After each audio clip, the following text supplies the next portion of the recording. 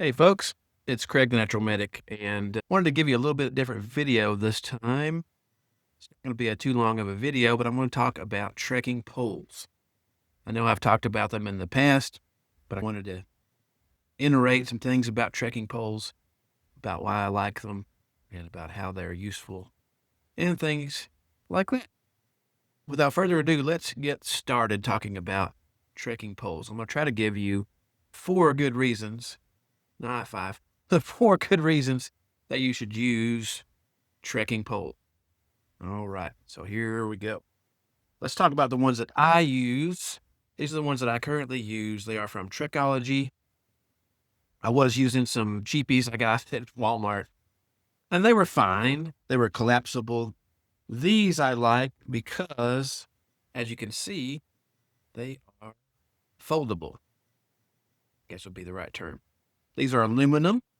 As I said, they're made by the company Trekology, which is on Amazon. I'm not sure what other presence they have on the interwebs out there, but this is what you do. You basically just put it together kind of like a tent pole. This little piece right here has a snap out piece. You might hear a little click sound. Go click. And then I've had these for a couple of years. So they're worn out. Set them usually almost all the way at the top, about 125 centimeters, or I think the very top. It says there's actually a stop sign right there. See, it says stop. That is at 130 centimeters. And let me set up the other guy. And benefit number 1, I would say, for trekking poles is they're not just for old people. I know some of you might be saying, Craig, you're over 50 years old now. When I'm recording this video, I've got a birthday coming up. I've got a trip. I'm going to Joshua Tree. It's my first time to go to Joshua Tree. But the nice thing about that is that the nice thing about having trekking poles is they give you a nice form. I think when we tend to hike, especially with heavy loads, we're backpacking or we have a heavy day pack, we tend to probably readjust our weight, lean forward a little bit. But this kind of gives us some extra stability on flat terrain. You can see my arms are pretty much at a 90-degree angle. Just looking at the deal here, looking at the angle on the camera. So that's going to give me good biomechanical form. We talk about that a lot. In medicine, I've been a paramedic since 2014. I guess this year will be like 13 years that I've been a paramedic, something like that. And having good biomechanical form there is good for your posture. It's good for your bones, your joints, all of the way that your body moves. The nice thing about having trekking poles is it helps create proper biomechanical form and posture. My physical therapist friends out there would probably agree with that. So you want to set them up. I'm about 6 foot tall, maybe a little bit taller, maybe a little bit shorter. Anyway, so I've got them set at about 130. I might want to drop them a little bit, but 130 seems to be about right. These only have the cork handles. There are some that do have the foam handles below. The ones that I had before that were from Walmart were that. It doesn't seem to be any big deal, really, with me, because I can just choke down a little bit on it where my hands are now to do that. Well, number 1, proper biomechanical form. When you're choosing your trekking pole, there's a couple different ways to do it. There are some slide lock ones out there. I've always used the ones that are lever lock. So basically you have a lever here and a screw, which causes tension on there and causes that to lock that in place. Mine have a lever. They did at one point have tips on there, but I've lost the tips to cover that carbide tip. There are some places they don't want that sharp tip to damage the terrain, or if it's a sensitive site. So that's something you probably want to have the ability to have at least. But the other thing about having trekking poles, number 2, would be their usefulness for other equipment. In this particular case, I'm talking about tents.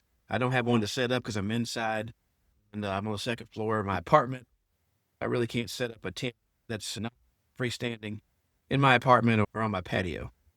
But you can use trekking poles. There's a lot of trekking pole tents out there that use 1 or 2 trekking poles. The tent that I have that I use for backpacking uses trekking poles instead of regular poles in order to put it. And the nice thing about that is you're, of course, saving weight because you don't have to carry those heavy poles. I can remember back in the 90s, early 2000s and stuff, before they had trekking pole tents, you're carrying that extra weight because that's what you have to do in order to set up your tent. But they have a lot of trekking pole tents out there of various types, from budget all the way to more expensive. The nice thing about that is it helps to reduce some of your weight. So we're already talking about two positive things here: good posture and reducing the weight by using your trekking poles for setting up your equipment, like your tents. Third thing I would say is trekking poles are useful in a first aid situation. You could use your trekking pole right here to help you create a splint.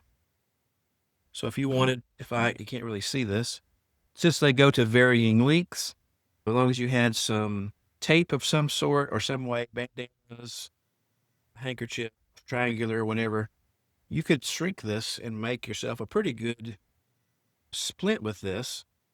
So it's definitely useful in first aid. I'm not going to go too far in depth in that. I'm going to go into a first aid video pretty soon, hopefully by summertime. Get a good first aid video out there. So make sure, if you're not subscribed to the channel, make sure to subscribe so you don't miss that. This is going to be a outdoorsman, backpacker, hiker type first aid kit that's self-built from somebody that's a long time outdoorsman and paramedic. So you don't want to miss that. And I would say fourth thing you can do is adding to the stability when you're crossing obstacles like streams, rock, boulder fields. You can use these as an extension on uneven terrain, whether you're going across a boulder field or a stream crossing, or you're going up or down. These provide extra stability, giving you 4 points of contact: your 2 feet, and then you have your arms now on the ground, helping yourself go up a hill, using these very carefully to hold yourself up as you descend a steep trail or embankment or something of that nature, so you don't fall, so you don't hurt yourself. So that's 4 quick deals there. These are pretty inexpensive trekking poles. I'm partial to them because I've been using them for a couple of years now. There's certainly more expensive ones out there that go upwards of $200, but these are not going to break the bank, and they're useful for all the things I talked about in this video. So if you want to check those out, I'm going to link that in the video below.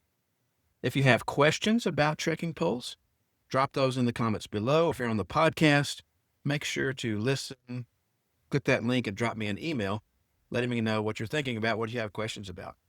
If you like this video, make sure to give it a thumbs up. Don't forget to subscribe to the channel so you can see more great content just like this, and I hope to see you out there on the trail. Everybody be safe. See you next time. Thanks for watching.